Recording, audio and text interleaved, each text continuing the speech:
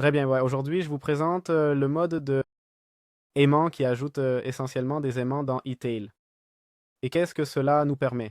Ça nous permet de collecter les objets à proximité, d'accord?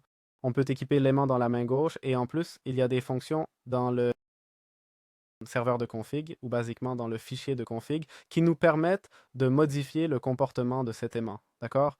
Comme vous le voyez maintenant, je casse un arbre et tous les objets de l'arbre viennent vers moi, ce qui est bien pratique, non? Assez confortable et, bon, c'est ce que nous aimerions tous voir arriver. Mais que se passe-t-il?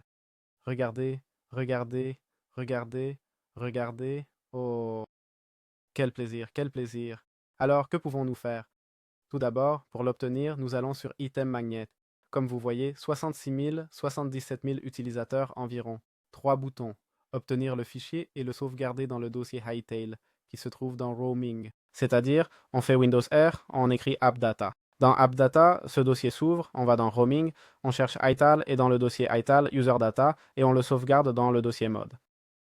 Bien, si on va dans Save, si on va au monde et dans Log, ou non, pardon, on va dans Mode, à l'intérieur du monde, on aura le mode Item Magnet. Si on va dans Config, comme vous voyez, on a différentes configurations, comme par exemple le rayon de collecte du propre. Aimant, la vitesse à laquelle les objets se déplacent vers vous, l'utilité, c'est-à-dire s'il fonctionne tout le temps, même quand tu ne l'as pas en main. Et l'utilité, s'il est dans l'inventaire, ce qui est actuellement faux. C'est-à-dire, si je m'approche d'un objet sans avoir l'item magnet en main, ça ne marchera pas, d'accord? Et ça peut être modifié, ce que je trouve génial, car ce serait cool qu'il interagisse toujours indépendamment de ce que tu le portes en main ou non, d'accord? Voilà, vous avez ce mode qui est vraiment très utile.